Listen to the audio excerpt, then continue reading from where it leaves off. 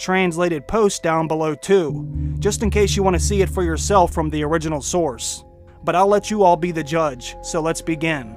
The episode starts with the excursion beyond the wall, which includes Jon, Gendry, Thoros, Beric, Jorah, Tormund, and the Hound, and 2 or 3 other unknown characters. Sir Davos does stay behind because he isn't much of a fighter, and he would only slow down the others. The mission continues through the north. As they travel, a lot of conversations come up. This is when Jon offers Longclaw to Jorah. Jon Snow says that it belongs to him since it belonged to his family, but Jorah says, "No, you should keep it. I'm not worthy of carrying this sword. My father gave it to you for a reason." Tormund and the Hound have a conversation about Brienne, which the Hound is amazed at how much Tormund admires and likes Brienne. Jon and Beric Dondarrion now have one thing in common, which is being brought back to life by R'hllor, and they discuss what it might mean and what their purposes might be. They continue north by trying to follow the vision the Hound saw in the flames. Finally, they see the mountain shaped like an arrowhead. This is when a large blizzard starts, and they hear a weird growl which they can't seem to recognize. But then one of the unknown men tries to find out what it is. That's when out of nowhere, a reanimated polar bear shreds the unknown man to pieces. But because of the heavy blizzard, no one is sure what has happened. And that's when the beast attacks Thoros of Myr. The beast stomps Thoros and he gives him a few slashes with his claws, but Thoros is also given the bear a few slashes with his flaming sword. When the Hound sees the flaming sword, he freezes in fear of the flames. Between everyone there, they are able to kill the beast, but Thoros is badly wounded. Beric tries to cauterize his wounds with his flaming sword to try and save his life. The mission must continue, though with the man down and Thoros balancing between life and death, things are looking dire. This is when they realize with the reanimated polar bear, that means that White Walkers are not too far, and they must hurry, but they know they cannot avoid them. And that's when they run into a horde of whites and one White Walker. This is when Jon battles his second White Walker 1 vs 1. As Jon fights the White Walker, the others try to capture a white, but it's hard because there's other whites also attacking at the same time. But at last, they finally capture one and either put him in chains or gag him or her to try to immobilize it. At this point, the White Army attacks all at once without mercy, and the only thing the group can do is run. They decide they need to split up as they run to increase their chances of survival. Jon then commands Gendry to run back to Eastwatch by the sea and send a raven to Daenerys to come and rescue them. After they run for a while, they come together on a frozen lake. All the movement and fighting eventually breaks up part of the ice, and the group of men are stuck in the middle of the lake on a large piece of ice that floats above the other smaller pieces of ice. They then make a circle and wait for the incoming horde of whites, but the horde doesn't come right away, so they have to wait till they attack. While all of this is going on, Thoros of Myr eventually succumbs to his injuries and dies. Beric then takes his flaming sword and burns Thoros to avoid him coming back as a white. The Night King comes out from afar and stares at Jon Snow, and Jon stares back without fear. The lake begins to refreeze over again, and the horde of whites begin to rush Jon and the group. Tormund is almost overrun during the attack, but he is saved by a fellow companion. During this time, some of them are fighting alone and others are fighting together. It's chaos and not looking good when all of a sudden we hear the famous dragon roars of Drogon, Viserion, and Rhaegal. Daenerys has come to save the day, but she must first help fight back the whites and find a place to land that wouldn't cause the ice to break so her dragons or Jon and company don't drown. Everyone starts to get on Drogon and Rhaegal as Viserion kills whites from above.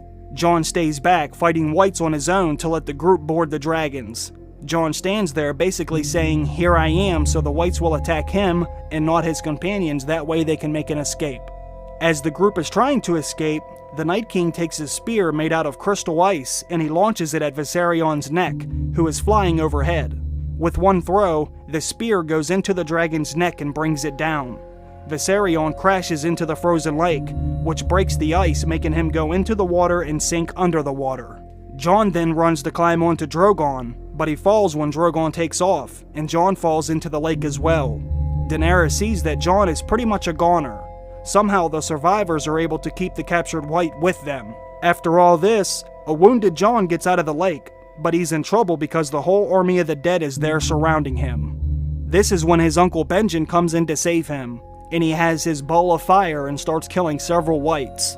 He clears out a section of the Whites and he gives Jon his horse so he can get out of there and make it back to the Wall. But Benjen is presumably killed while Jon rides off. The survivors make it back to Eastwatch, and Daenerys is traumatized and heartbroken for the loss of her child, Viserion, as any mother would be, but the mission must continue. Jon arrives at Eastwatch by the Sea, badly wounded. He is loaded onto a ship headed towards King's Landing along with Daenerys and the others. The Hound is trusted with taking the White to the Dragon Pit. On the ship, Daenerys goes to check on the wounded Jon Snow. While checking on Jon, he realizes how hurt Daenerys actually is, so he tries to console her, which is when Daenerys tells him, "He was like a son to me.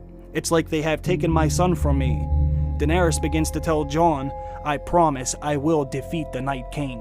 Jon tells Daenerys, if she does indeed join him with fighting the Night King, he will bend the knee. Jon then calls her Dany, which surprises her, and Daenerys says, "No one has called me Dany since my brother." Jon then says, "What would you like me to call you? My Grace? My Queen?" Daenerys says, "She didn't mean it like that. It's just been a while since someone has called her that, and it was very personal." Jon goes on to say he would bend the knee, but he physically can't because he is so hurt. This takes Daenerys by surprise again, and she says, "You would bend the knee? What about those who follow you?"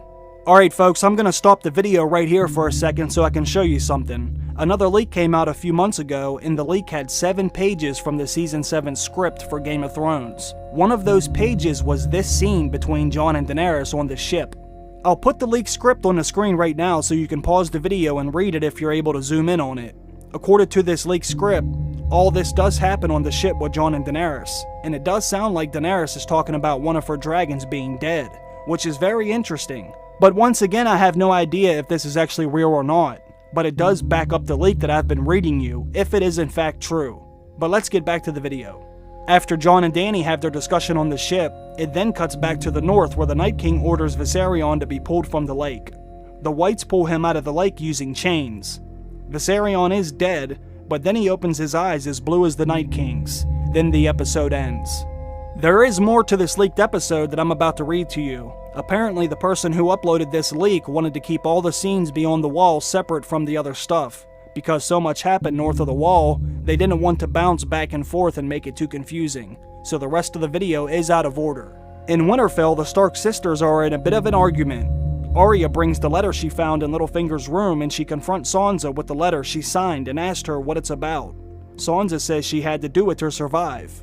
So apparently what this part of the leak is about, if you haven't read the original plot leak, apparently what happens is, when Arya comes back to Winterfell, Littlefinger tries to get Arya and Sansa to bump heads and go against each other. Littlefinger tells Arya that Sansa wrote a letter to her brother Robb, back when he was at war with the Lannisters. Cersei made her write a letter to Robb to bend the knee and swear fealty to Joffrey, what Sansa did do under duress from Cersei, which I think did happen back in Season 1 or Season 2. And that's what Littlefinger's trying to use to say Sansa basically was doing whatever Cersei wanted, to try and get Arya and Sansa to go against each other. Later in the episode, Littlefinger tells Sansa that Jon has left them because he doesn't care about the North. Sansa tells Littlefinger that Jon is the king and he needs to stop trying to get into her head. Sansa tells Brienne that she needs to go to the Dragon Pit to represent her since she's the lady in Winterfell. Brienne doesn't want to go at first since she swore an oath to protect her. But when she finds out Jaime will be there, she agrees to go. She believes she will be safe. She truly believes Jaime to be an honorable man. Before Daenerys leaves Dragonstone to help Jon beyond the wall, she is seen being nervous for Jon and Jorah, but mostly for Jon.